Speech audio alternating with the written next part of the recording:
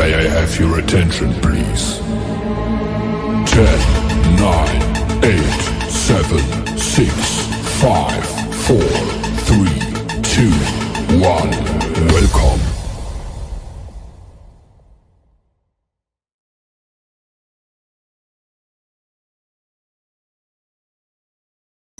They're here.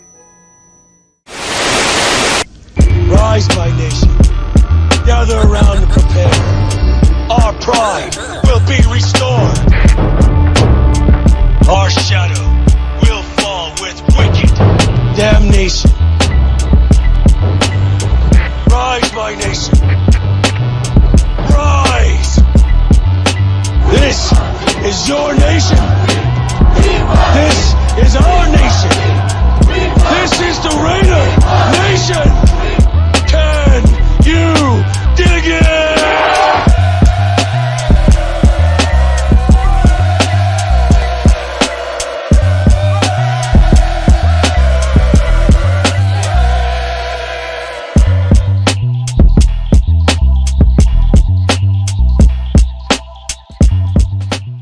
What it is, Raider Nation, top of the Tuesday afternoon, man. Shout out to all y'all that done pulled up to your boy. It's another episode of the Raider Allegiance primetime special halftime show featuring Kendrick Lunatic. Welcome to another episode, man, of the Lunatic Raider Show right here on Raiders Allegiance, man. Thank y'all for pulling up, man. Yes, indeed. Yes, indeed. If this is your first time here, please subscribe to the channel. Hit that like button, man. You can leave a comment and hit that notification bell so you can be notified of all the content I release, even breaking news. Today, we're going to discuss the Raiders quarterback conundrum. That's right, conundrum. Lunatic knows big words. Conundrum. You know what I mean? We got to sort out the quarterback situation. And there's different variables that we can attend to as far as free agency, as far as trade, as far as the draft. There's different paths we can take to go ahead and solve this issue of our quarterback situation. We're going to break down the money for potential free agents if we go after them, what it would cost. We will also look at draft projections for quarterbacks that are going to be in this draft in April. So we're going to address this issue, you know what I mean? And then afterwards, time permitting, we'll do a mock draft. We'll do a mock draft to see if these projections are correct on these quarterbacks, and then how do we play the draft? If we can't get a Shedeur Sanders or Cam Ward, how do we play the draft for the other quarterbacks that are slated between second, third, fourth round type picks? We're going to address all that, man. Salute to the world's most dangerous chat, man. I appreciate y'all for pulling up, man. We got Mike G in the building, man. What it is. Lawrence E, what it is, man. Top of the evening. Top of the evening, because it's 3. Top of the evening. We're close to the evening, but it's top of it. You feel? Shout out to everybody. Billy Davis in the building, man. Salute to you, my brother. I hope all is well. Eagletarian 207 is in the building, man. What it is, man. Salute to you. Yes, sir, man. We're going to have a good show for y'all, man. Navy vet in the building, man. Salute to you, my brother. Thank you for pulling up. Yes, sir. Yes, sir. Where my other guys at? Sacktown Raider Mike in the building, man. Salute to you as well, man. Hope all is good with you. You know, hope prayers is going out and working for you, man. I hope we looking positive. If not, man, we stand together as one. You dig? That's how we get down, man. Lawrence E in the building, man. Salute. Hope you're doing good, man. For real. Thank you for pulling up. Gotta scroll there. Y'all be too active. I ain't gonna say too active. Y'all active. There ain't no such thing as too active. Y'all doing your damn thizzle. Lost City, we in the building, man. What it is, man. Salute. Thank you for pulling up. Yeah, we got a good show for y'all today, man. We're gonna cover the quarterback situation, man, the money and the projections in the draft, man, to see which route. What do we do? Do we do both? Do we sign one and draft one? That's what it looks like we're headed to. Do we keep our own? That's another key. We're gonna address it, man. We're gonna address it, man. We got a good coaching staff outfield, so we're gonna be solid. You said you got stoned and I missed it. Damn. shout out to Tony Shepard, man. Thank you for pulling up, man, for real. Raider Goon in the building, man. What it is, man. Salute to you. Hope all is well. Let me see. I gotta keep scrolling, man. We're gonna get into this shit. Shout out to everybody, man, that's popping up, man. I appreciate y'all. Man, once again, man, Mike G in the building, man. I'm gonna give y'all one good solid Raiders too, man. You feel me? Let me see. He said he gotta get in shape for the NFL combine. I was thinking the same shit. I probably can't do the 40, but I give him about 20. You just double it. Whatever I run in the 20 yards, just double it. And that'll be my 40 time. Shit. Oh man. Raider Way, what it is, man. Salute to you. Thank you for pulling up, man. Pleasure to have you here. Yes, sir. Let me see. What else? What y'all got going on in here? We got a Desert Raider in the building, man. What it is. Salute to you, man. Thank you for pulling up. Yes, indeed. We all together. All right. And with that being said, man, that concludes the dangerous crew. Shout out to y'all, man. This goes out for the whole nation. From out of town. There you go. There you go. Yes, indeed, man. So let's go ahead and dive into it, man. Let's talk about these quarterbacks. Now, we already know our situation. We got Minshew. We got AOC still here. There's one thing that's very interesting. That's very, very interesting that a lot of people's overlooking right now.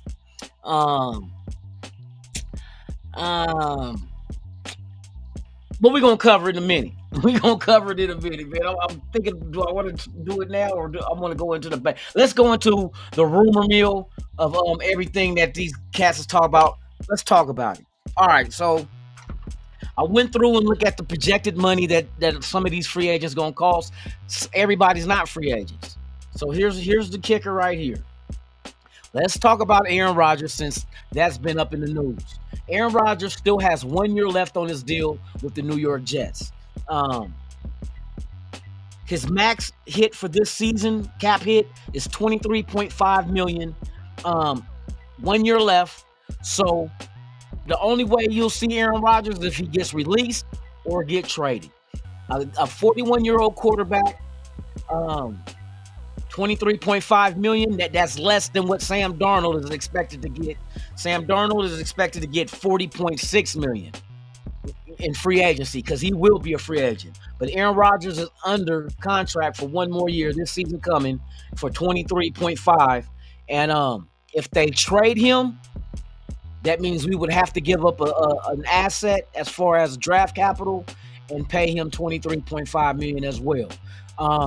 I don't see a high draft pick for him at this late stage, bro. You could probably swing a 5th, 6th, something like that. You know what I mean? Just for them to get rid of him and get something in return, knowing you can't ask for the world for a 41-year-old quarterback who just a couple of seasons ago tore his Achilles. That's not an MCL, it's an Achilles. That's a big difference. That's a big difference when it comes to injuries, man. Achilles, way worse than doing the MCL. Nowadays, MCL, you come back, fine, perfect. Achilles, you lose explosiveness, you lose your speed. There's a lot of things that factor into an Achilles injury. So, especially at the age of 41 going on 42. I mean, go figure. So, if he is a bridge court, he would be a perfect bridge.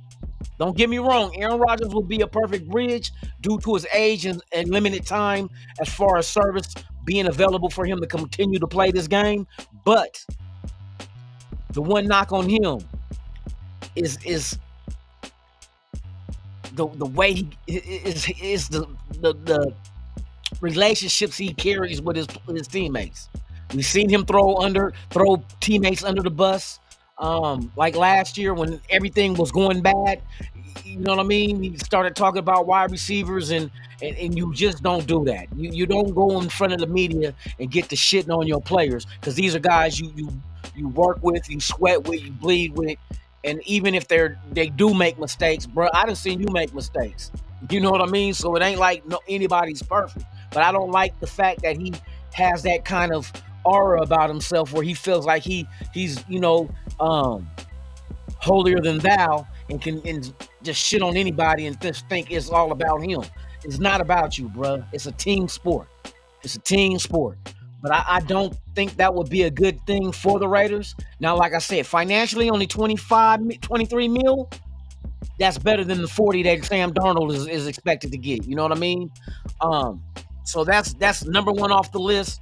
Aaron Rodgers. Let me get to the chat, man. If y'all got any statements or questions, and what y'all think? What's your opinion on Aaron Rodgers? Aaron Rodgers, 1 year left on his deal, $23.5 million, and he's still under contract with the Jets, so he would either have to be released or traded. If he's released, I can see the Jets doing it as a post June 1st to spread that $23.5 million over 2 years. So would they take a lesser blow and add more money to their cap space? But yeah, I wouldn't recommend this for the Raiders at all. For real. Raider Paul in the building, man. Salute one time. He in here with the Matter time. There you go. One time. You feel me? We in here. Let me see what else we got up in here. Raider Felon in the building, man. Let's go, man. Salute to you. Yeah, he Dirty Mac for DA. I'm not an Aaron Rodgers. No, bro. I'm cool. I cool. Shout out to Yuck Mouth. I cool. Let me see what we got. Michael Guerrero. What do you say? Jerry Jones said he's making this draft decision in the shower. fucking Mike. I don't even know why I read that shit. You stupid.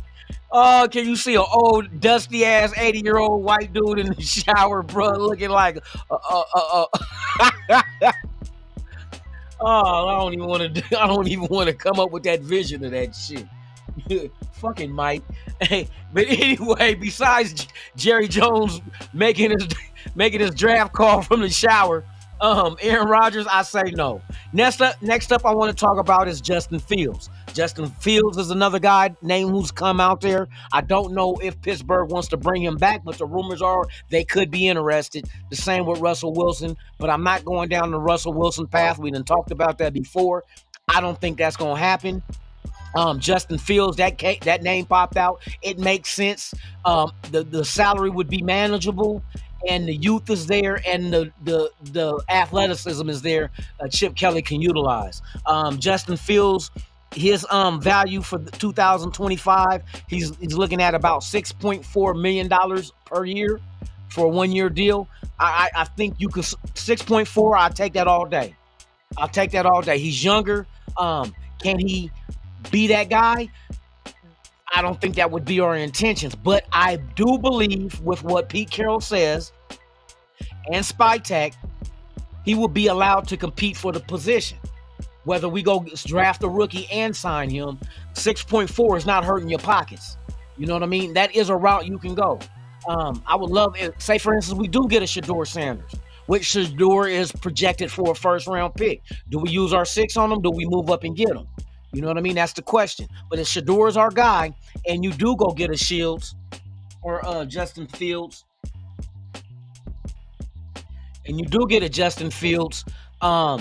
that allows competition. We know the rookie probably won't win out, but then again, you never know. Rookies tend at sometimes, especially high draft picks, not even high draft picks all the time, will sometimes come in and rightfully earn that position. You know what I mean? But it would be a nice competition to see Justin Fields go up against Shedeur Sanders. I would not be mad at that, especially if you're only paying him $6.4 million.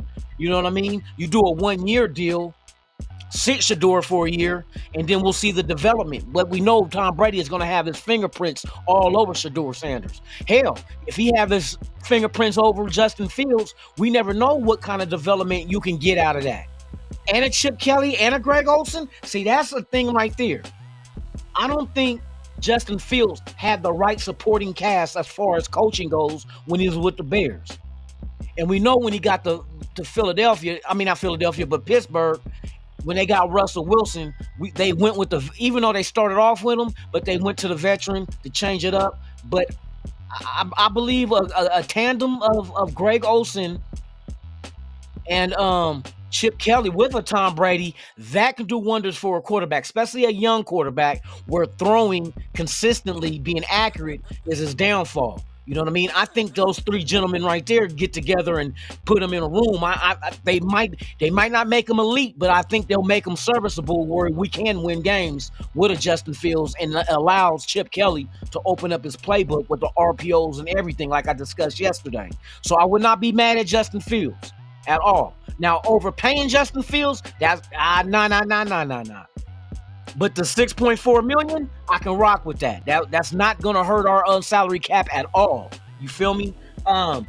Next up, let's talk about Sam Darnold. Since we mentioned him, he's projected to make $40.6 million on the market. Does Minnesota bring him back? I heard that they're interested in doing so. So I guess the development of JJ McCarthy ain't quite there yet. And right now, to win now, the same way that we're trying to do it, they want Sam Darnold to win right now. At $40 mil, and right now our cap is what they say about $98 mil right now. That'll soak up damn near half of your salary cap with him, and if he's a bridge. But if you do sign Darnold, he is not a bridge. Now that $40 million, no, you're not a bruh. You're a win now type guy, and then you earn your spot. If you can get us to the AFC Championship, get deep into the playoffs, maybe even a Super Bowl within the next 3 years, a Super Bowl appearance, then there's the discussions and the conversations start up. Do we keep Darnold? See, now it falls back on us. Do we keep him because we've been winning with him? That's the whole key. That's why I said you got a Tom Brady, Greg Olsen, and a Chip Kelly to deal with a quarterback. Bruh, you can't do any better than that in my eye. You feel me? So Sam Darnold, but it's going to be a pretty penny to get him at $40 mil. Do you want to spend half of your salary cap on one player when we got 27 free agents on this team? Where's the money going to come from to re-sign them? And what if we don't? And I know we're not going to re-sign them all, but if we don't, what about the free agents that we got an eye on? Where's that money going to come from to get these guys in here like guards, corners, wide receivers? You never know what it is that we're going to go after and what we can get. Why would you soak up half your salary cap for one player when you got multiple positions to address it? So Sam Darnold, nada. He's a young guy, 27 years old. I understand that. He did good with Minnesota. I understand that. But for what we need more than just a quarterback. Quarterback is one of the things you can check off the list once we do it, but I don't think that's the route. You know what I mean? And I got a kind of an idea of what route to go. Next up, we're going to talk about our own AOC. Before I continue on, let me check the chat real quick. Don't want to leave y'all out this conversation. Would you live in Minnesota or Vegas? I'm living in Vegas. The coochie is warmer. That's a good one. Hey, Raider Paul. Hey, I'd rather be in Vegas than Minnesota. The coochie is warmer. You feel me? Oh shit. Oh my God. And it's cheaper. Ain't no state income tax. Shit. Oh man. Yeah, I'm not paying Sam Darnold $40 mil, bro. Nah. We can't do that to ourselves. You know what I mean? That's one of those stupid moves that you make that you regret later. Like, damn, we got a quarterback, but we ain't got no DT. We ain't got no corner. We ain't got no linebacker. We ain't got no running back. We ain't got no number one wide receiver. You know what I mean? That kind of shit starts filtering down. You start looking like, damn, all for Darnold who's not even elite.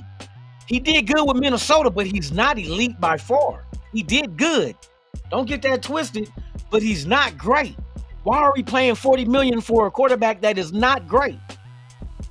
Go figure. All right, so look, this is what we're going to go on to now. Let's talk about Aiden O'Connell. There's a lot of fans of Aiden O'Connell. For what we got going and what direction we're going in, I'm not one of them. Now, salary-wise, cheap contract. But this is the fact where you're going to get that same production. He's going to make this coming season $1.03 million this season, Aiden O'Connell. And that's exactly what kind of production you're going to get. You're going to get $1.03 million worth of production out of AOC in this offense, this Chip Kelly offense. You know what I mean? Like I said, I don't want a quarterback who's one-dimensional. Mobility ain't his thing. Even if he tries to run, don't mean he's good at it. He kind of look like a knock-kneed baby giraffe out there trying to run. That shit's not attractive. You feel me? Thank God he's already married. But AOC at 1.03, that's a cheap contract. Maybe you still keep him, but I think if you go the route that I wouldn't mind the Raiders going, he's bruh. If you trade him, what you gonna get? Let's be honest. What are you gonna trade Aiden O'Connell, and what can you get for him? If you think you're gonna get a 5th round pick, the joke's on you. High five. I'm bulletproof.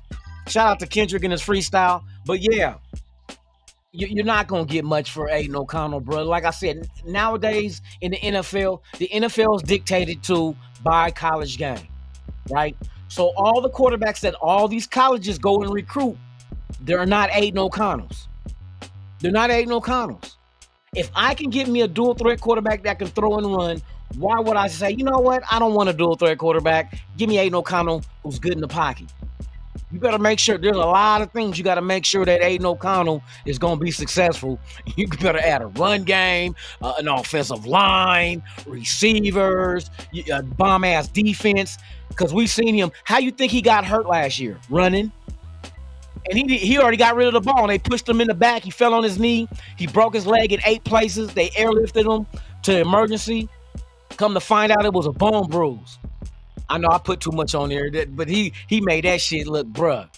He made that shit look bad. An air cast, and they carted him off, and it's a bone bruise.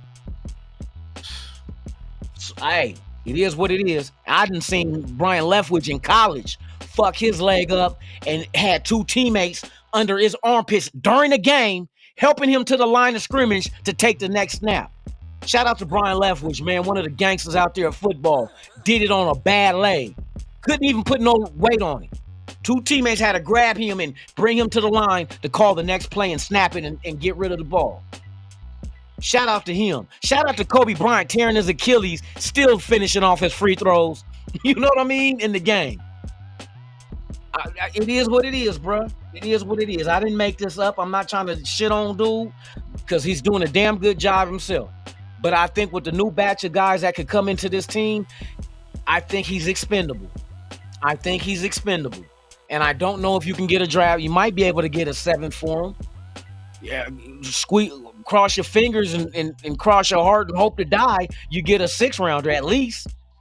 But I don't see teams out here looking for that type of quarterback no more. It's just the age of what football became. Like I said, whatever college does, that's the only pool of talent that the NFL has to draft from. So if every college says, I want a quarterback that's mobile and can throw, guess what's only going to be in the draft? Quarterbacks that can run and throw. It is what it is. You know what I mean? And a lot of OG players and coach, they all agree with this shit because you see the kind of talent that's they don't even have to be the greatest throwers, but they're starting at that school because they can run. You know what I mean? That's the thing right there. So AOC, I don't think that's going to be a good choice of keeping them. Then Minshew, I didn't even put Minshew on the thing because I already know he's going to be released. That's more money to add to the cap. You know what I mean? I think he has 12 point something million left for this upcoming season, and then that's it. So if you release him, if you can trade me now, Minshew, you might be able to trade because he you know what I mean? He's not the greatest, but backup wise, you know what I mean? It could be something. You know what I mean? So not for us though. Minshew, I can see going elsewhere. Maybe you can get a 5th or a 6th from him. Just for those same reasons that I mentioned that AOC fell at, Minshew can come in and be a hell of a backup, be a mentor somewhere. You know what I mean? So I can see that happening. Yeah, so maybe you could squeeze something out of him. Do we keep? I don't think we keep him because of the salary. If we're going to go after a free agent and draft a quarterback, that money that Minshew is getting, and he's not going to be playing because if we get a veteran in free agency, he will be the starter. If we draft a quarterback, he will be the backup. That's why Aiden O'Connell and Minshew exit stage left. That's all I can say. Exit stage left. Let me see you up in the chat, man. Let me see. We got Arnie Garza in the building, man. Salute Lunatic. Cutting issues, Amir White, Andre James, Jack Jones, trade Tyree Wilson, Michael Mayer. You don't have to trade Tyree Wilson right away because you did get him in the first round and there is a 5th-year option. He's only going in year 3. So what I would do is, since I know for a fact that year 1 was a canceled out year, and that's a fact because that was what everybody, the insiders, people who like the Hondo Carpenters and everybody was saying the same shit. Plus, I found the doctor that performed the surgery, and he also said the same shit, that he will not be 100% in year 1. So if that's the case, we have to look at year 2, which was this past season, as his rookie year. Now, this is what coming up is his year 2. This is where we see if he takes leaps and bounds. He's 100% healthy. He's been groomed under all these guys out there, had no limitations out on the field because he was limited in year 1. That's why he didn't play a lot of snaps. You know what I mean? And plus, you see exactly what Rob Leonard has done with these defensive ends. Every defensive end that I've seen get into the game, that Snowden, where he come from? You know what I mean? It's a lot of shit that popped up in this game. That where's this guy come from? Rob Leonard I think is the truth when it comes to the defensive line. That's why we kept him. So now this is going to be we're going to look at this as year 2 for Tyree. What can Rob Leonard do with him? Now, if it gets to the point where you start getting to year 3 and then year 4 comes around, now you start looking to shop him, because whoever you shop him to, that other team has that 5th-year option that they can either pick up or deny. So it gives that team full control of what they want to do with Tyree. If they show improvement, you know what I mean? Then you stick with them and keep grooming them. Keep trying to bring them up. But that 5th-year option is very important, and I like the fact that we got it on him. But let's see what year. This is officially, I think, is his year 2 coming up, 2025. Let's see what he does this year. Because if he goes out there and he gets like 7-8 sacks, you can't knock him. Because that's what we were excited over Kuntz about, 8 sacks. So let's see if they're, and then you got guys like Wilkins and Max Crosby around him, and if you bring Kuntz back, that's a whole nother, you know what I mean? And there's only one defensive end I see out there that's really officially able to carry the dual role of DE and defensive tackle, and that's Tyree. You can't just move everybody on the inside. You definitely ain't gonna put Kuntz at defensive tackle. Max Crosby, you move him around just to try to create different matchups, get advantages in the matchups. But and then when you do your NASCAR shit, you could throw fucking Tyree at DT already. You know what I mean? You can get it and keep Christian Wilkins in there, and you can also keep Kuntz and put him at DE. So you can have Kuntz at defensive end, Tyree at DT, Wilkins at DT, Max Crosby at defensive end. That will be your NASCAR. That's the kind of 4-man front that Philadelphia showed. That's all you need to get pressure on Mahomes. If you can do that, I can drop back our linebackers. Linebackers going to be very important too. But let's continue on with these quarterbacks. I don't want to get off topic. But good statement right there though, Garza, for real. There's going to be a lot of guys we clear out. But if you clear these guys out, what is the plan to replace them? That's the key. What is the plan to replace them if we let these free agents walk? Don't just, you know what I mean? I hate to, like last year. We got rid of, or not last year, the year before, was it, when we had McDaniels and them? They let Carr go, they cleaned house, and they brought in Garoppolo. Come on. Bruce Gurkowski. No, was it not Bruce Gurkowski? I forgot the old bum name. Bam.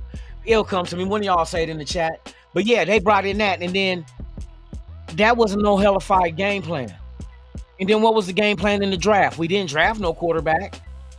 You know what I mean? It's like, bruh.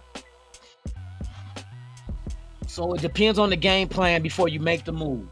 You don't, in chess, you don't just move a piece and then think about, damn, what I should do. You don't just move a piece. You got to think out, okay, if I move this piece here, they're going to move this one, or they can move this one and either have me here at a check, or checkmate. You know what I mean? You gotta think out the process. So don't just act to be acting. You know what I mean? You gotta come up with a game plan. But that's a good thing as far as those names. Those guys have not. Jack Jones though is another story. You know what I mean? That's another story. He gambles, but what will he do with Pete Carroll? Because you know Pete Carroll knows how to get out of his corners. You know what I mean? He knows what to get, and he got some good quarterback coach coming in. You know what I mean? So I would not be premature on letting him go. You know what I mean? There's some guys that let's see what they do with a different regime and how they can be brought up and developed for our team. All right, man, let's continue forward. I want to get this shit done, and then we can get to this little mock one time. All right, so we talked AOC. Now we're going to go into the draft. We're going to look at what guys are slated for, and then how the draft falls will dictate what quarterback we can keep our eye on.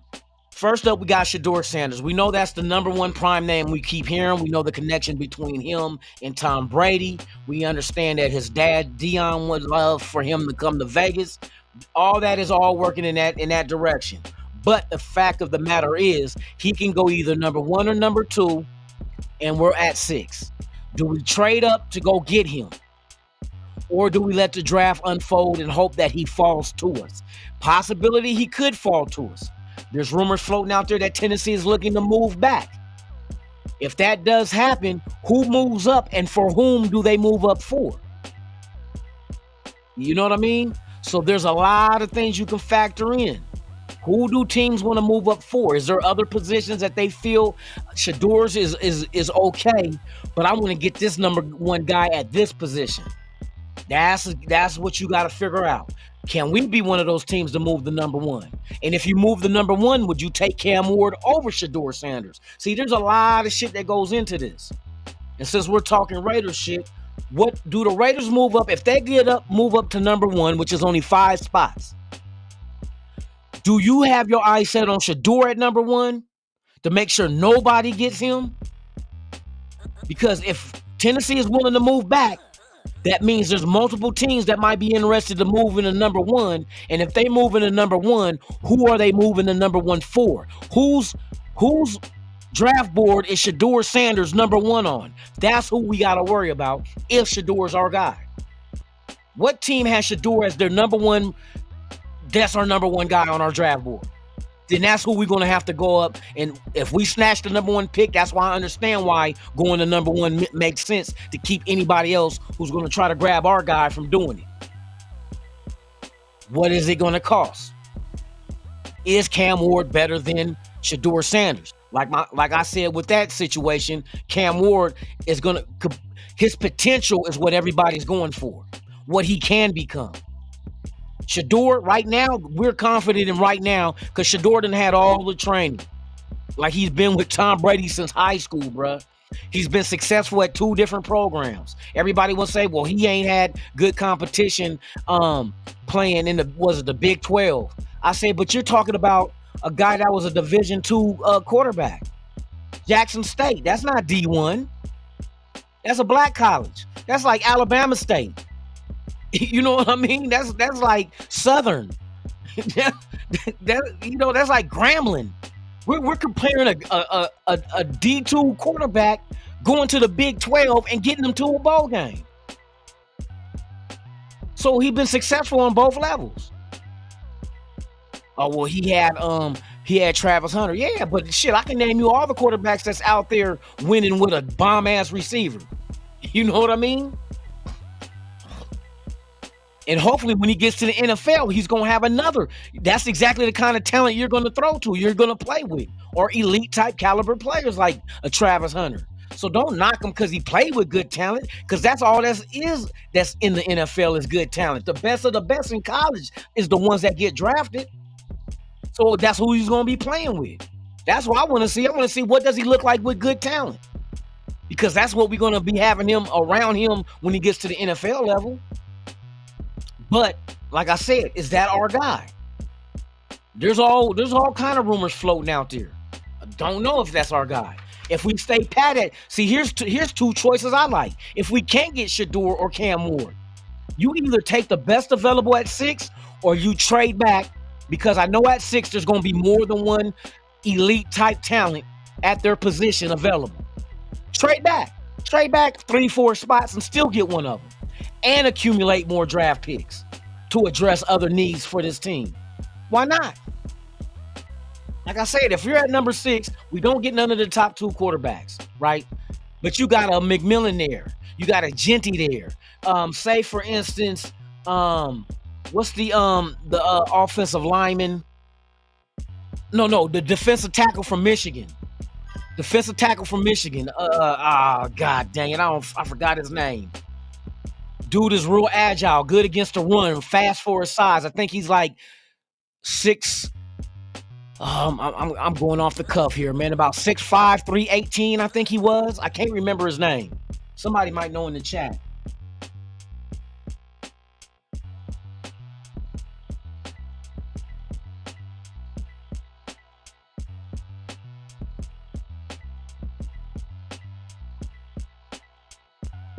Hey, Tamir, exactly. It makes more sense. You know what I mean?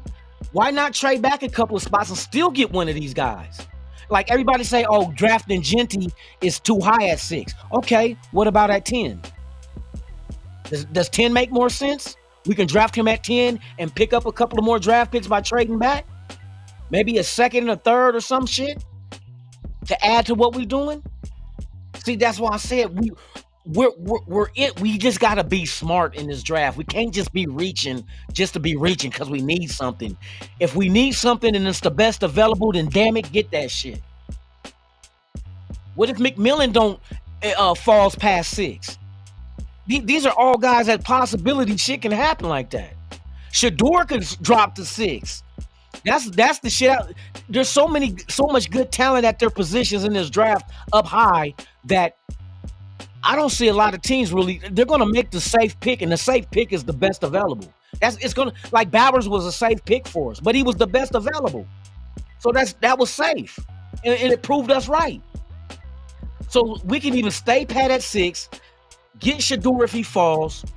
If the 1 and 2 quarterbacks ain't there at 6, we can either take whoever's the best available then. And I would gauge it by the impact that player brings to the game, to a team. What's the impact he would bring for us?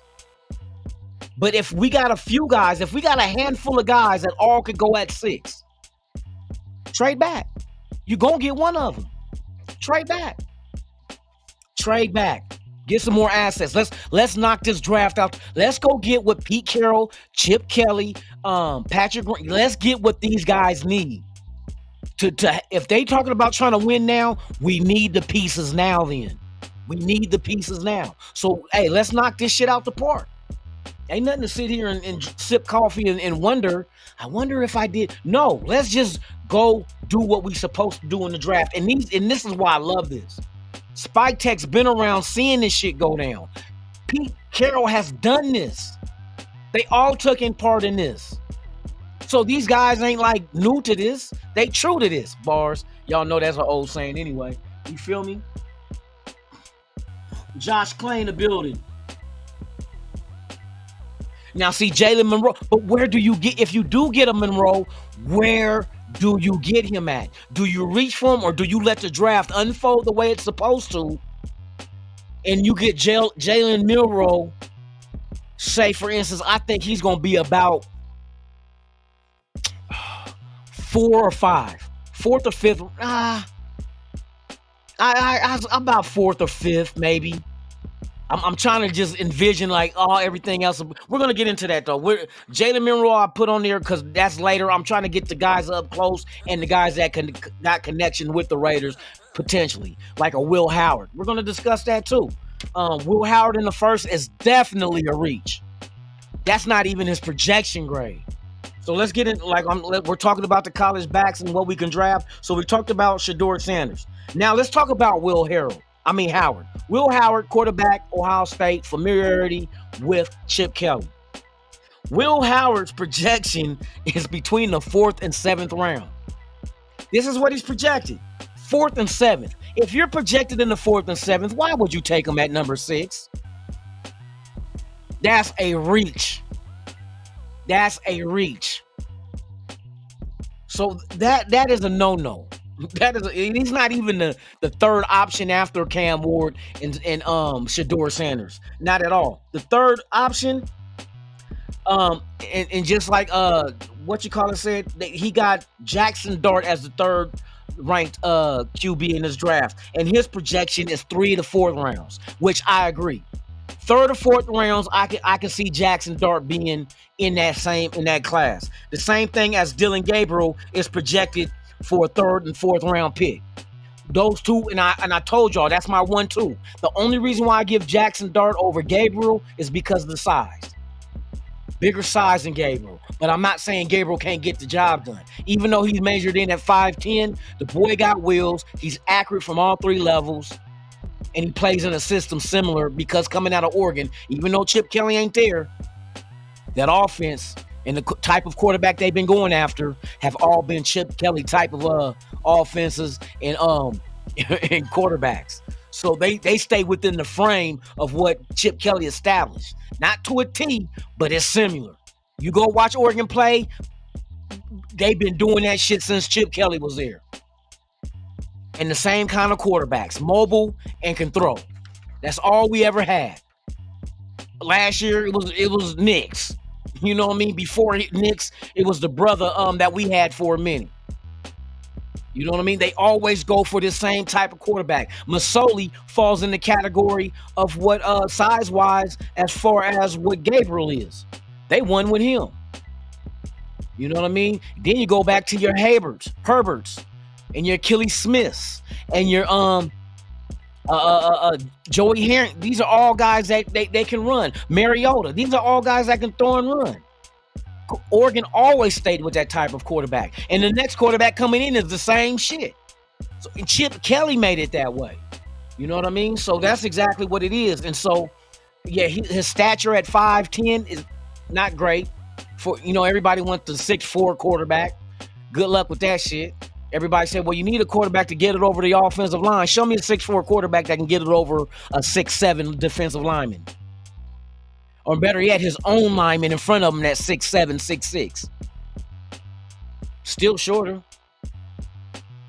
You know what I mean? So you just gotta, if you can play the game, you can play the game. I never believed in that shit. You know what I mean? They used to think, what's his name? Spud Webb. You too short to play hoop. Was winning dunk contest at 5. What was he? 5'6", 5'7"? I don't believe in that shit. If you can play, you can play. Shit, Michael Vick wasn't the biggest motherfucker out there. You know what I mean? Now the run. Okay, let's get into it. So let's finish this off and we'll do a quick mock draft 344. All right. So Will Howard is projected at a 4 to 6 round pick, and we know what that is. That's day 3. Same with Dylan Gabriel. But at least if those two guys are slotted and correctly slotted in 3 and 4, we got options then. We just can't just ignore somebody because, he's 5'10". If he can play, Chip Kelly will get there. Chip Kelly done dealt with it before, so it ain't no, you know what I mean? This ain't his first rodeo. Will Howard later in the draft, if we don't get a Jackson Dart or Gabriel, then Howard could be an opportunity after them. I will put him after them, but then we got Milroe.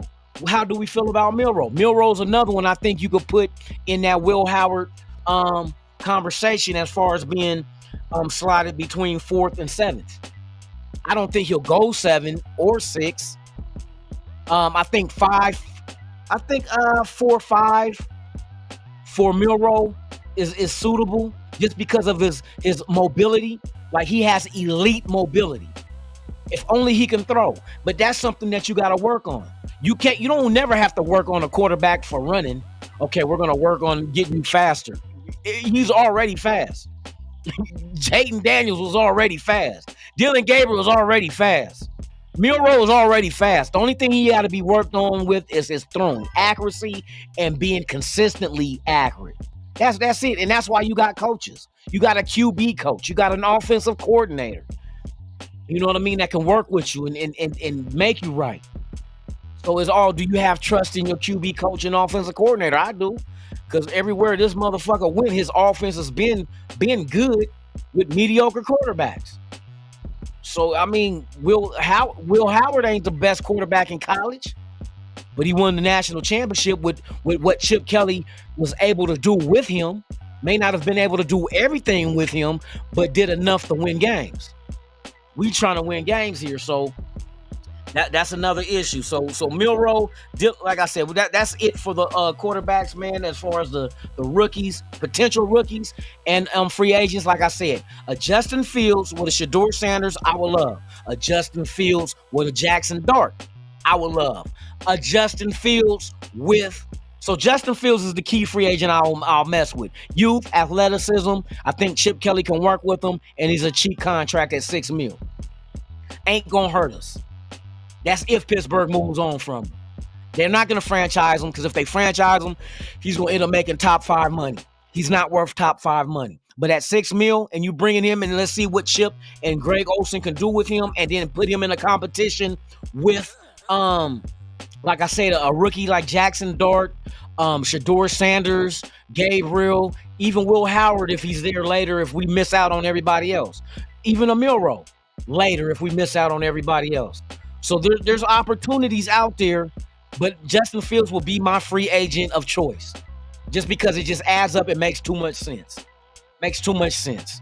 So with that being said, man, we're going to go ahead and dive into a quick mock draft just to see how this shit look. I'm just curious now that the Super Bowl is over. Everything is slotted for the draft at the lower part of the first round, second round, all the rounds. And then we also know there's going to be free agents out there so that can change teams and then also see what teams are going to be looking for. But we don't care about them. What we care about, all we really care about is us. We going to get into this shit and we going to do it right. Let me bring this shit up. Where's my bam, we bring him up here and then slide you all the way over on this screen.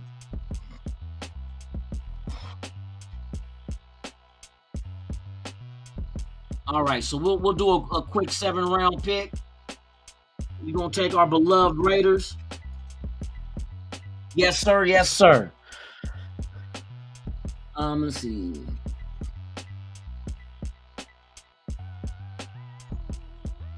Josh Clay, a lot of what I said that shit, but hold on, let me see where's that comment at.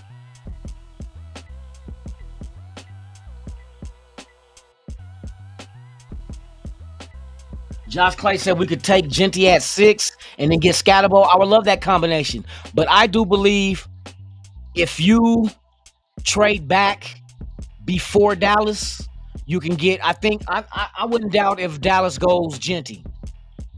And matter of fact, let's get into this mock draft and then we can discuss. Let me see. Let me get a better. Let's move these around just like this. All right, let's get into this shit, man, and then we can talk about everything, how this shit unfolds. We just gonna see how this shit is. All right, we good. All right, we got the Raiders. We're going 7 rounds. We'll go ahead and go. We'll go normal so we can talk about it. Let's go.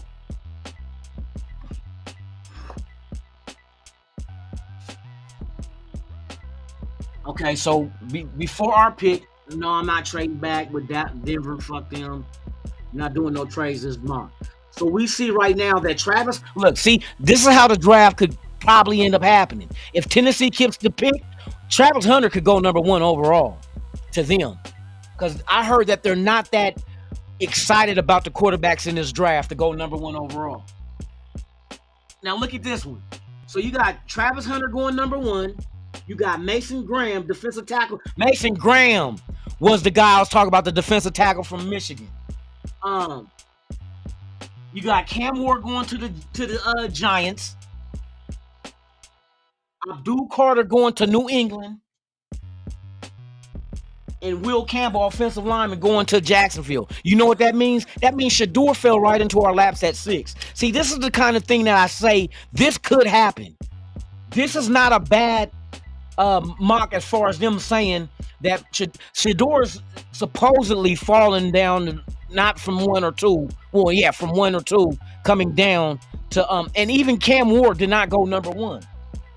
So what we do is the best rated player, period, out of all positions is Shador Sanders.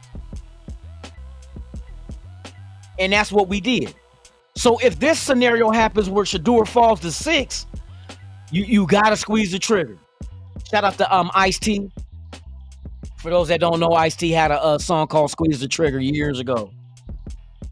Look it up. Bomb ass hit. All right. We start looking through and see all these other guys they taking. Tackle, wide receiver, defensive tackle, edge, offensive lineman, DT. Do I want to trade with... Now, see, they want me to try. I'm not going back that far, bro. I'm not doing no trades. I'm just going to stick to my guns and see exactly how this... Now, safety, I'm not tripping off of. What we're going to do right now, we understand the assignment.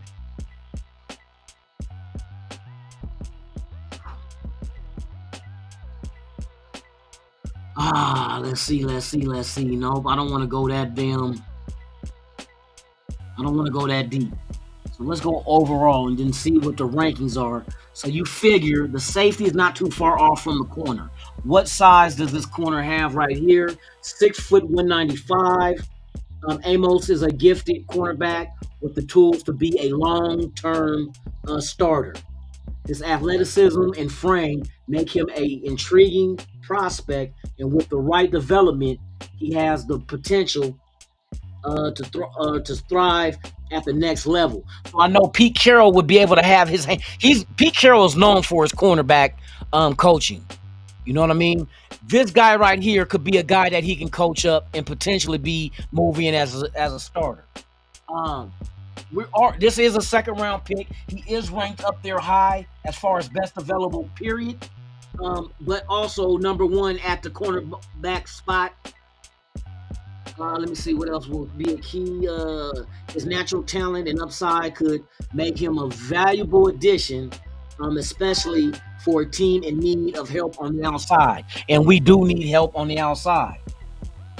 Round the outside. Buffalo girls going round the outside, round the outside, round the outside. So they got a safety. I'm not tripping off of safety. I do want to bring Morik back as well as Palomau.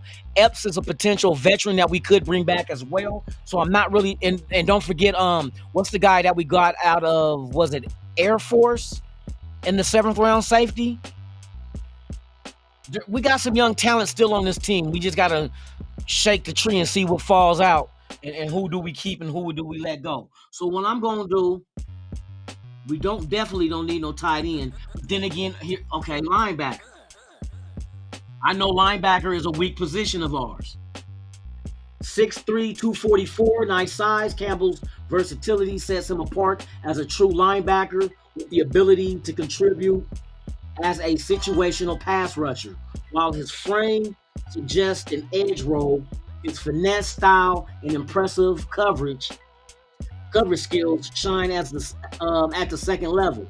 His fluidity, explosiveness, and instincts allow him to mirror receivers and take away key plays. With his length and athleticism, he's a dynamic, multiple use defender who can impact the game in various ways. This is the kind of linebacker that we sorely need. Let me get it out. This is the type of linebacker that we sorely need. Somebody that can cover, big frame, can mirror wide receivers. This is very important. We never get the linebackers that can do this. So what would I do? Definitely bring back Spillane. And this guy right here, I think right now in the 2nd round, we need this. We definitely need this. So what I'm going to do is, but then again, you got the running back from North Carolina, Omarion. But hey, I'm not tripping off of that because we can get... There's a lot of running backs in this draft. Let me see what say you... let me see what they saying in the chat, man. Richardson QB we got from last year's draft will be next Richard Sherman under Pete Carroll. I sure hope so, John Rader. But you know what? He has the right tutors to try to get that out of him. You know what I mean? He was forced in there this year because of injury. So he got got some gameplay, but he needs reps to develop. So that was a win-win situation for us. You know what I mean? So you know what? You're correct about that. I don't know about the next Richard Sherman, but I know he can get a lot out of him to get him to be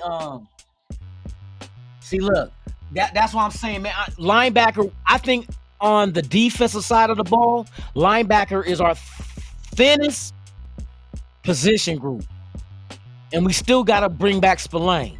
We got to do that. But we got to get guys in the because this is what I'm looking at. I'm looking at everybody say Philadelphia has the blueprint of beating Kansas City, right?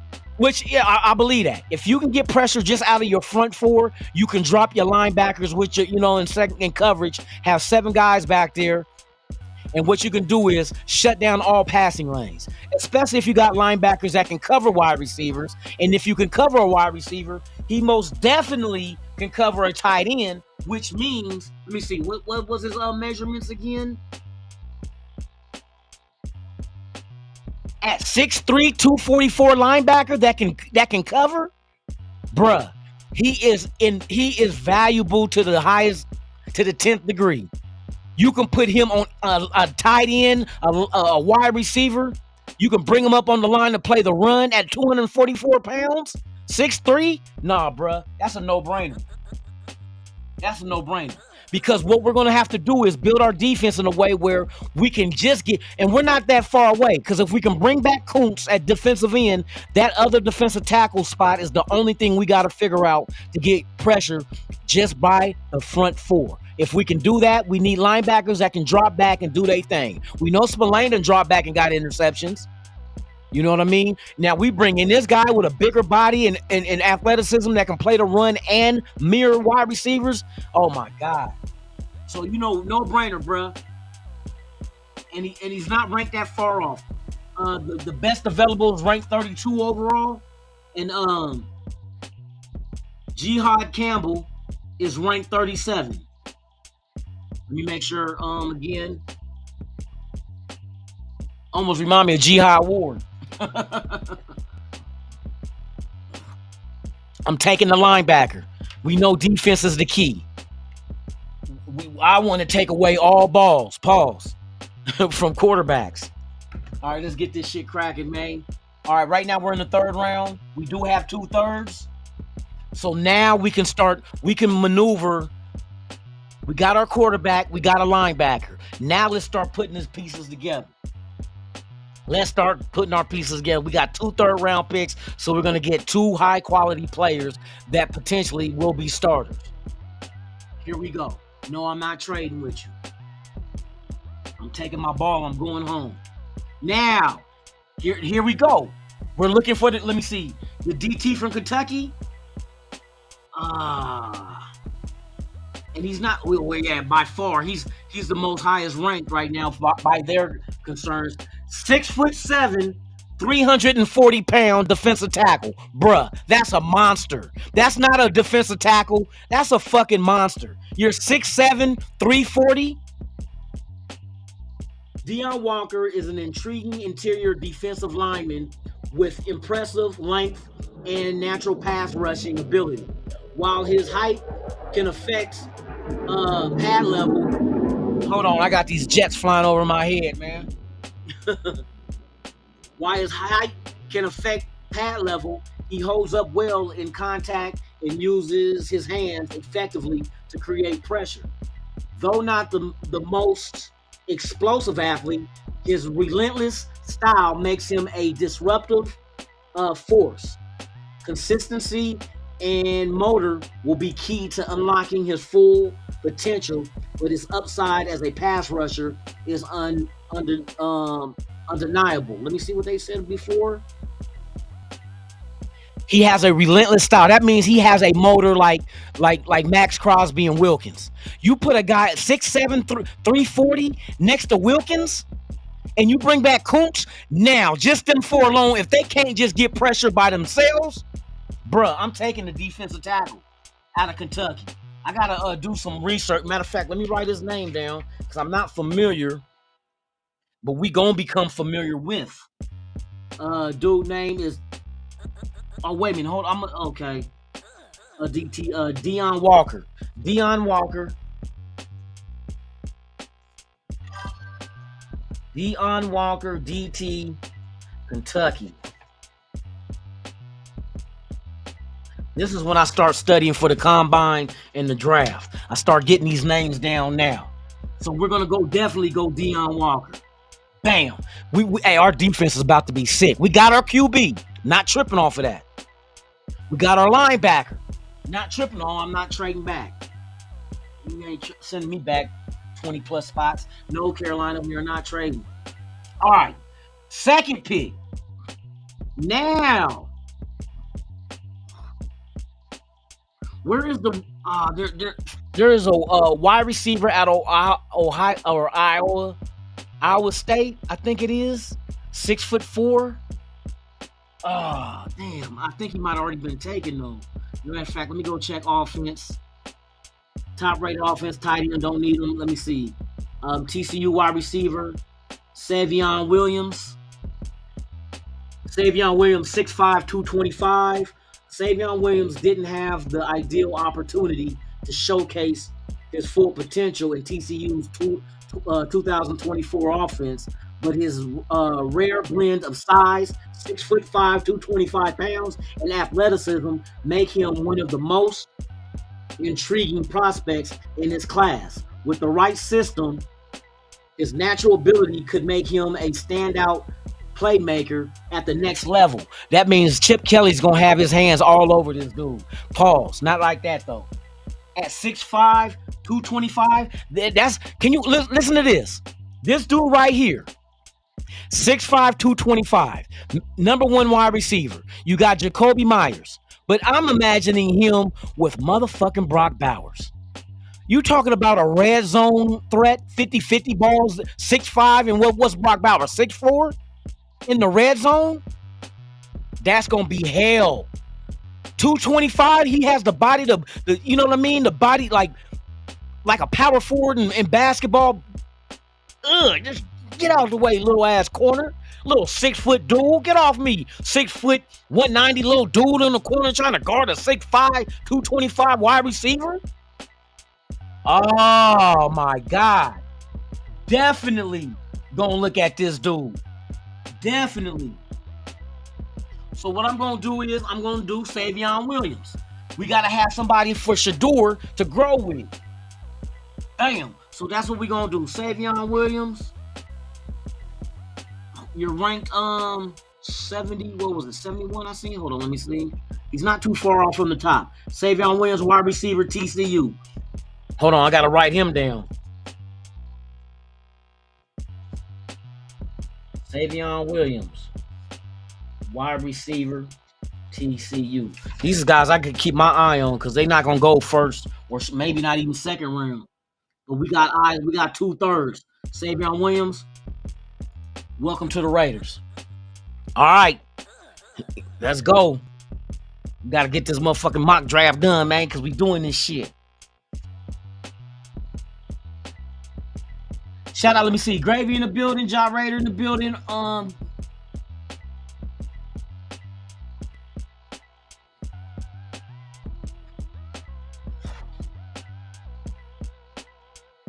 He might have played him, but you can't teach 6'5", 225 though. Like I said, the red zone has been one of our issues, and to have two guys like Brock Bowers and a Savion Williams to throw to in the red zone, bruh, that's an advantage. That is an advantage for real. All right, now we are in round 4. So we got our quarterback, we got a defensive tackle, linebacker, and wide receiver. Now let's address the run game. Because like I said, I know this all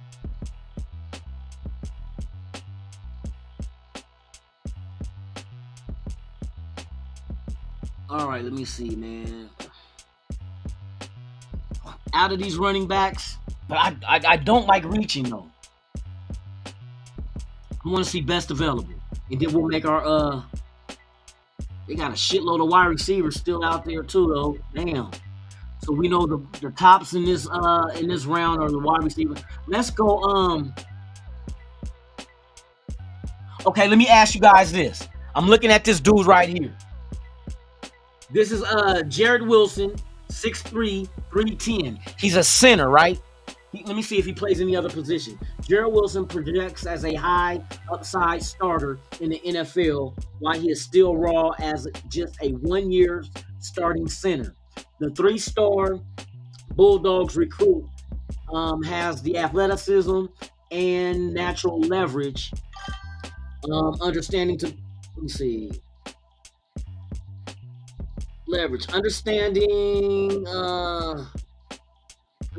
be one of the first pure center prospects off the board in the 2025 NFL Draft. The 6'3", 310-pound starting center has a strong base and impressive hand usage, while also possessing the fluid mobility to work in space. Now listen, this dude is a center prospect. Now, you know, guards on the offensive line is our weakness, right? So what would you guys say if you was to take JPJ, move him to the left guard, and draft this guy in to come in as your center? Now one of our guard spot. Now our left side is intact. You got Colton Miller at left tackle, JPJ at left guard, and you bring in this guy. What's his Jared Wilson. You bring in Jared Wilson to be your center. Now all we got to figure out, which we probably can have that solved by the time free agency come, by drafting a guard, whether it's Tevin Jenkins of the Bears. You got other guys as well out there that you can grab in free agency. They might cost a pretty penny. Even old boy from Kansas City might be about 20 mil. Do you want to spend 20 mil on a guard? Or we need somebody to just come in and get the job done. A good guard. Don't have to be elite, because I know that comes with a dollar amount. But we put JPJ at guard and put this guy at center. Now our left side of the line is solidified and complete. All we need to do, we keep DJ Glaze at right tackle. Right guard is all we got to figure out. We can probably get that solved in free agency with a veteran. JPJ has 1 year under his belt, so I would not consider him a rookie playing that left guard, because that's where he started off at until Andre James got hurt. Andre James is expendable then. Unless you guys want hell no, we ain't even going that route. I think bringing this guy in at center and putting JPJ at guard will serve us a lot. Not if you can get you a legitimate center in the draft. Like, in what round are we in? We in the 4th round? Yeah, in the 4th round, we can get a center. JPJ was solid at guard. And matter of fact, that's what he was drafted to be. He wasn't drafted to be our center. He played center out of default because Andre James went down. But at least it's good to know that JPJ can play both in case the rookie go down or have problems. But center is you're covered on both sides. You got guards on both sides of you. You got help.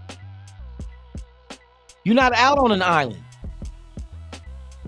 So I mean, hey, I would really think about that. We wouldn't have to go out there and spend 20 mil on a guard in free agency. And what other guard out there? I have not even. Let me see.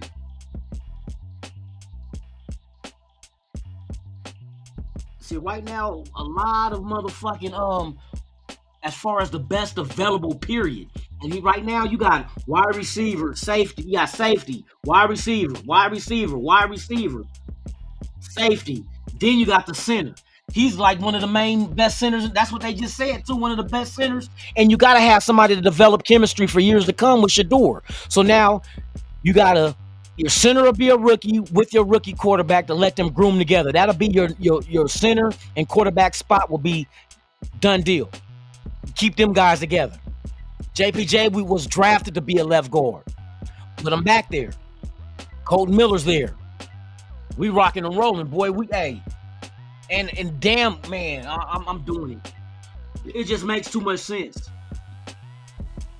So Jared Wilson out of Georgia, and he played with Brock Bowers.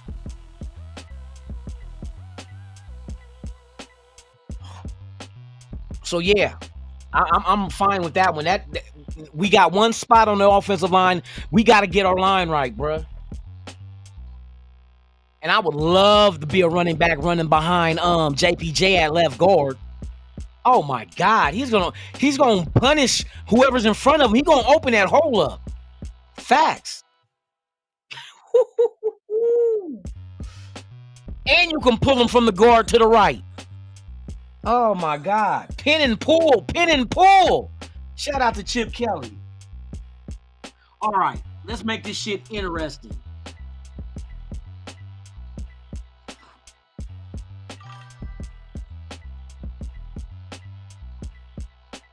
I'm gonna go, let's see, he's not too far off. Let me see what his 5'9", 209, Kyle Managai built on his breakout 2023 season as a Rutgers, with an even more dominant 2024, becoming unstoppable no matter the defensive game plan. He quickly surpassed his 8 TD total from last year. Managai mix of power and speed leaves defenders helpless. He shrugs off tackles with ease and outruns opponents in space. A natural fit for a zone read offense. Managai's patience and vision make him an ideal complement to a receiving back in the NFL, showcasing a skill set that's both chaotic and electrifying. I'm fucking with the running back. We got to get we need our running back, and we're going to get him right fucking now. Kai, I got to remember this dude name. Oh, I'll get it in a minute after the draft. So what we're going to do is we're going to go running back. Chip Kelly going to use him. He can come out the backfield. I got to check on dude because I've been only checking on the top ranked running backs. This is where I get to get deeper into it and start. Let me write these motherfuckers' names down. All right, right now we should be going into the 6. We got 3 6s.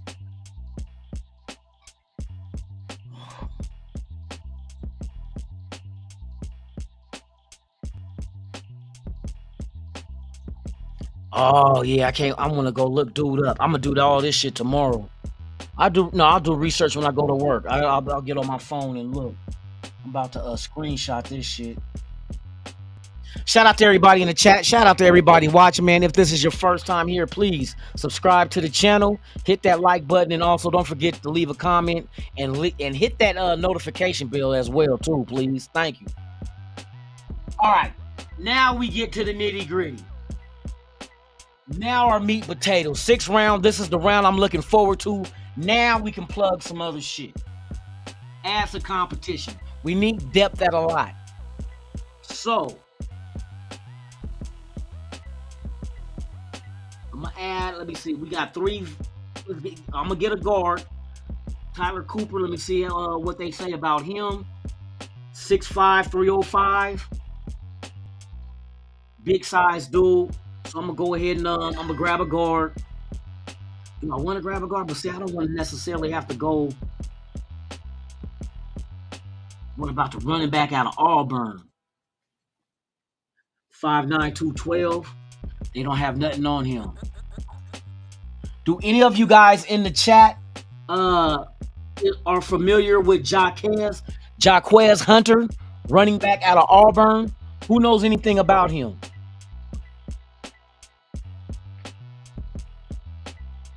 Would he fit a Chip Kelly scheme of, because Chip Kelly runs an inside zone, pin and pull. He does a lot of few things with his blocking scheme. But do you know about Jaquez Hunter, running back Auburn? Raider Rich in the building. Salute to you, my brother.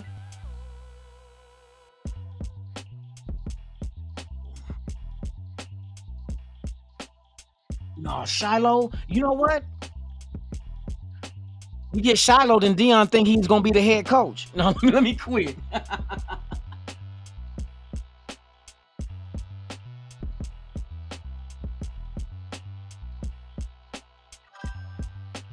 No, I thought that's what happened. They gave him that extension though, but their intentions was to put him at guard because when JPJ was announced at the draft, they announced him as a guard. He played center at Oregon. That's the thing that kind of threw me for a loop. Like, oh, they drafted him as a guard because that's what they got him labeled as. In the draft, he was coming out as a guard.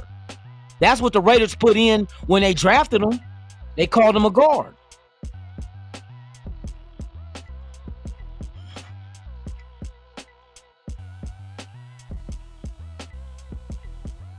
And what you got to remember, when they drafted JPJ, that contract that James got was not from Telesco. That contract was before Telesco, wasn't it? Wasn't that what McDaniels and them gave? They the ones that gave yeah, I think it was McDaniels and them that gave James that extension.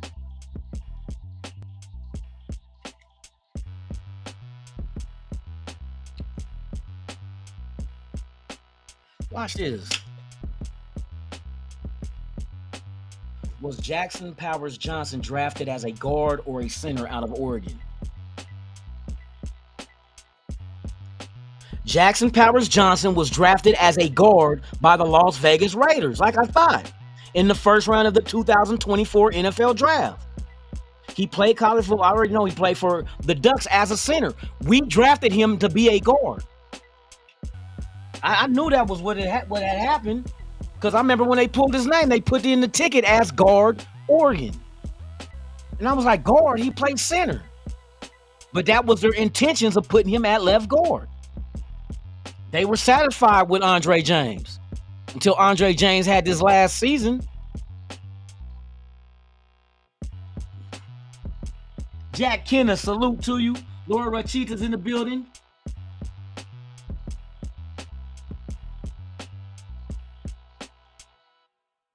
He said, bring back the old background music. I try to advance. There's going to be a new one after this one time. You know what I mean? He said, got to bring it back to old one.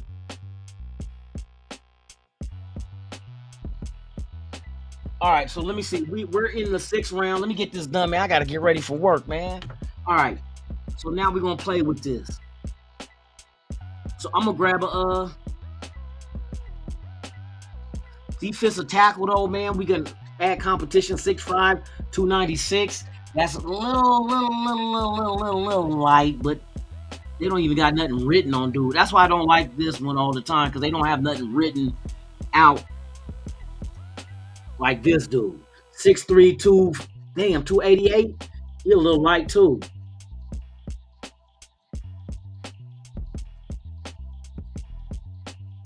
He's not an overwhelming athlete. We need somebody that can just get in here and cause havoc. I'm good at DT with what I got. I'm gonna add another running back. They ain't got shit on him. Then they got a guard. Do we go guard? You know what? Fuck it. We in the 6th round. What is he? 6'5", 305? I'll grab a guard.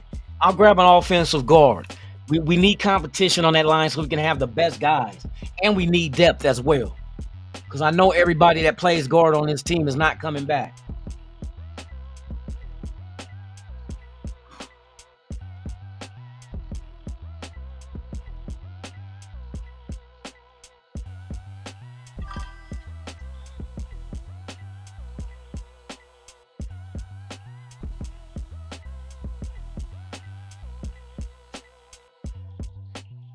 Cowboys. All right, coming back to us again. So I grabbed a guard. Let's running back out of let me see.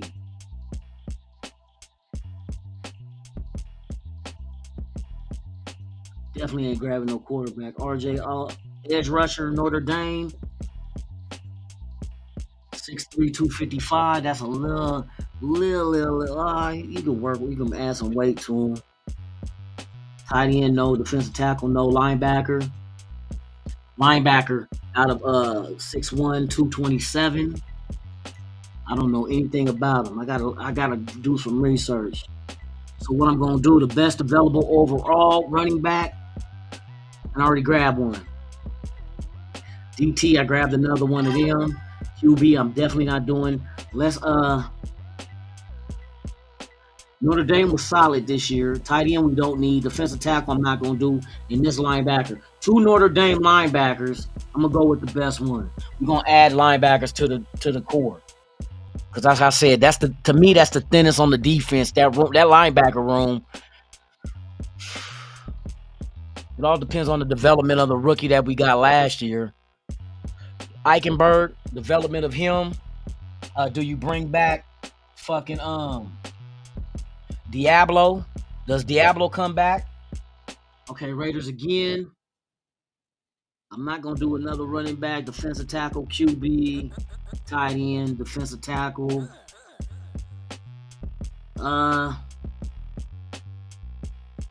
Damn, there's a gang of defensive tackles. Let's get a corner. Is he got size? He's a little corner though. We want size. I know what Pete Carroll likes. He likes size in the corners. Offensive tackle, Oregon State. Let's see, 6'8", 328. Fuck it, he's a project. Let's get a tackle. Let's get the tackle from Oregon State. I'm gonna get all their names in a minute. He's a big dude. Because remember the one thing about Philadelphia as well is they got a massive ass offensive line. Didn't they offensive line outweigh Kansas City's by like 100 and something pounds? We gonna do the same shit. So got a tackle and got a guard. Yes, indeed. Yes, indeed. Thank y'all for pulling up, man. We're almost done with this. I got to check out in a minute. But we're going to finish up this mock one time, and then we're going to go over what we did. All right, Raiders back on the board again.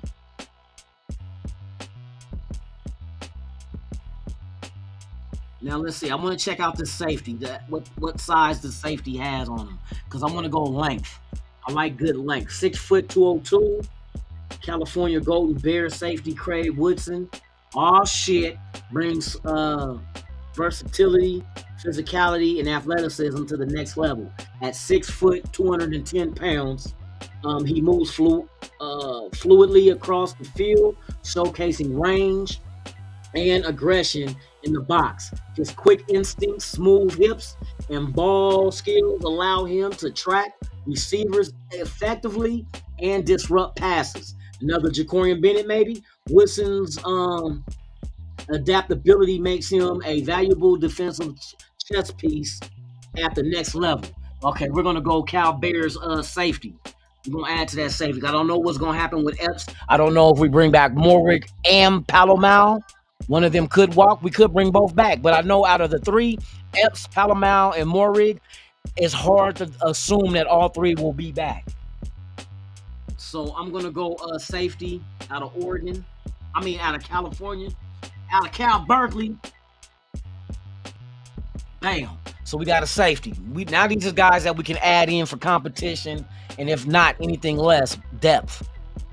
Because we gotta figure out the safety spots, man. We got free agents that we gotta address as far as do we bring them back or not.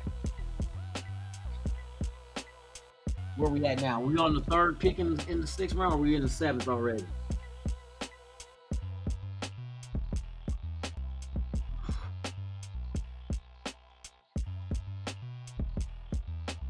All right, so we're gonna go for pieces like this. Probably, hopefully, get a diamond in the rough. Let's go. Let's go. Shout out to everybody out there, man. Y'all active in the chat. I appreciate y'all.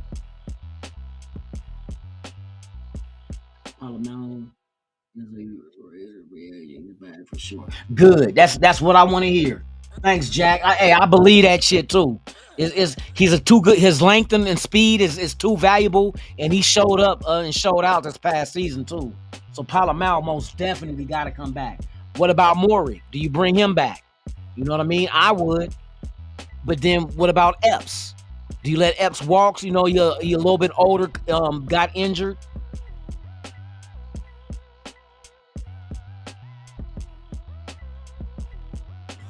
Marvin Lewis has been released from the Raiders. Oh, they got Nate Carroll. That's what happened. See, I thought they was retaining Marvin. Maybe Marvin didn't want to be there. Hey, Nate solid. Nate is in the NFL. I think he's with Carolina, and he's a defensive guy. Okay, here we go. I can dig it. All right, our draft is complete. This is what we did. First round, okay, number 6 overall, we got Shedeur Sanders at quarterback, Colorado. Follow that up with Jahad Campbell, linebacker out of Alabama. Then we got Deon Walker, defensive tackle out of Kentucky. We got Savion Williams, wide receiver out of TCU. Jahad Wilson, offensive center. Offense, like there's a defensive center. No, man, we ain't talking basketball. We got Jared Wilson, center out of Georgia. Kyle Managai, I hope I got that right. Running back out of Rutgers. Tyler Cooper, offensive guard out of Minnesota. RJ Oben, edge rusher out of Notre Dame. Then we went, I'm gonna fuck this one. Gerard Christian Winchenlin, whatever. He's offensive tackle out of Oregon State. And then Craig Woodson, safety out of California, man. I think that's solid. We end up getting our quarterback. We got a linebacker, starting linebacker that is good in coverage, nice size. Defensive tackle. We got as well a monster 6'8", 344? Shit. And then we got a wide receiver 6'5", 225, Savion Williams out of TCU. And then we got our running backs. Went to address the offensive line at center because my idea was to go with a center and then move JPJ back to where he was drafted to be, which was left guard. So now on our offensive line, we got to worry about the guard spot on the right side, which I went after and got a guard in Tyler Cooper out of Minnesota, as well as adding more depth on the edge with Notre Dame edge rusher RJ Oben. Then we brought in another tackle to add to the mix. Don't know how long. And this guy will be for depth unless he can work his way up. But this draft is so deep at other positions that a lot of these guys get pushed down. So I'm looking at a lot of offensive linemen. Good quality linemen will be there in the late rounds as well.